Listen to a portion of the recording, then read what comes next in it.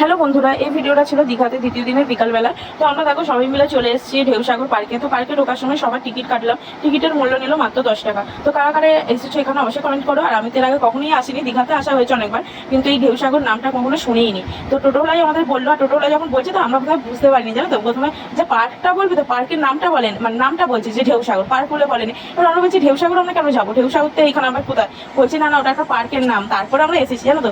তো বেশ ভালোই, দেখো অনেকটা বড়ই। তারপরে আমরা সবাই ঢুকছি, যাই না ভিতরে আর কি কি আছে। আর দেখো চারিদিকে সবুজ সবুজ, আর এদিকে অনেকগুলো বোট ছিল, তবে বোটগুলো নিজেদেরই মনে চালাতে হবে। আর লোক মানে সাহস হচ্ছিল না, ওই ছিল নাবিনি। তারপরে এখানে দোকানগুলো দেখো সবই ফাঁকা। এইদিকে লাইটিং এর কাজটাও বেশ ভালো আছে, কিন্তু অন্ধকার হলে হয়তো আরো ভালো লাগতো। দেখো লাইটগুলো কিন্তু জ্বলছে, ভালো বোঝা যাচ্ছে না। আর ওই সেখানে একা একা হাঁটবে বলে ও খুবই মস্তিতেই ছিল। আর এখানে একটা জিয়ে দেখতে পেয়েছে, মানে কি বলবো এটা, গরিলাটাকে দেখো শুধু, ঐশী এত ভয় পাচ্ছে কি বলবো। ও তো সামনে যেতেই চাইছে না।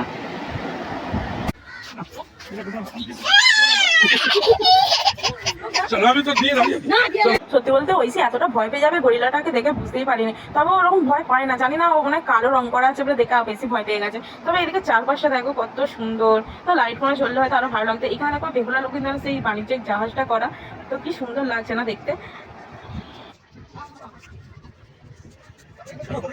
তো এইদিকে আমরা যাচ্ছি জাহাজের পেছন দিক দিয়ে, দেখো। তো প্রথমে আমি ভেবেছিলাম হয়তো জাহাজে ওঠা যাবে, তারপর দেখলাম না, এটা একটা অফিস রুম করা আছে, কিন্তু সামনের দিকটা দেখে বোঝাই যাচ্ছিল না। তারপর দূরে দেখো ঐশী তো ওইটা দেখেও ভয় পাচ্ছে, যেতে চাইছে না। একটা বঙ্গ বলে যে পৃথিবী ধরে আছে কিছু লোক, তো ওর জন্য আমি দোলনা দেখতে পেয়েছি, ওই যে পার্কের ভিতরে কত দোলনা আছে। তো ঐশী ওখানে যাবে এখন দোলনা চাপতে। তো দোলনাগুলো এসেই দেখছি যা অবস্থা। তো এটা পার্ক যখন করা আছে, বাচ্চারা চাপবে, তো ওদের না ঠিক করা উচিত ছিল। দেখো এখানে সব দোলনাগুলো ভাঙা, আমি যেটা বসছি সেটাও উপর দিকে চেন দিয়ে বাঁধা আছে, আমার পাশের দোলনাটা দেখো রডে বাঁধা। তো আমি প্রথমে ভয় পাচ্ছিলাম যদি ছিঁড়ে পড়ে যাই, কেন আমি তো বড় মানুষ, যদি ভারী মানে ওয়েটে যদি ছিঁড়ে যায়। তাও দেখলাম না, আমার মতো মানে অনেক ছেলেরা বউরাও চাপছিল। তো ওই জন্য সাহস করে উঠলাম দোলনাতে, আর অনেকদিন পরেই দোলনা চাপলাম কিন্তু। আর ঐশীকে ওর কাকা নিয়ে বসছিল, দেখো ও প্রথম প্রথম ভয় পাচ্ছিল দোলনা, কেন তো ছোট থেকে দোলনাই চাপিনি। তো তারপরে হাসছে একটু একটু। তারপর দোলনায় আমরা চেপে দেখো এইদিকে চলে এসেছি, মানে পার্কের ভিতর থেকে বাইরের দিকে চলে এসেছি। তো বাইরে এসে গেছি এখন, আর পার্কে ঢোকা যাবে না, জানো তো। তো এখান থেকে আমরা এবার হেঁটে হেঁটে হোটেল রুমে যাওয়া যাবে আমাদের। তো আমরা প্রথমে ভুল করেছি, তো পার্কে সেরকম তো কিছুই ছিল না, টোটোলের কথা শুনে আমরা এসেছি। তো আমরা এই দিকটায় আসার জন্য, আমরা যেখানে আমাদের হোটেল আছে, এখন তো সমুদ্রের জল শুকনো হয়ে গেছে এইদিকে, তো এখান থেকে আমরা বাড়ির উপর দিয়ে হেঁটে হেঁটে আসতে পারতাম। তো এবার আমরা বুঝতে পারলাম যে রাস্তাটা মানে কিরকম করে করা আছে। তো সমুদ্রের জল বেশি থাকে বলে ওই জন্য পার্কটা ওইদিকে করা। আর সমুদ্রের জল শুকনো হয়ে গেলে লোক মানে এখান থেকে হেঁটে হেঁটে বেরিয়ে চলে যাবে এই দিক দিয়ে। তো আমি এখান থেকে দেখো রিলস বাঁধতে যাচ্ছিলাম, ঐশী আবার কাঁদছিল গাড়িতে উঠবে না বলে, তো দাদু গাড়ি চাপিয়েছে। আর এই যে তারপরে কান্না থামিয়ে এখন মেয়ে দেখো আরামে বসে বসে ঘুরছে।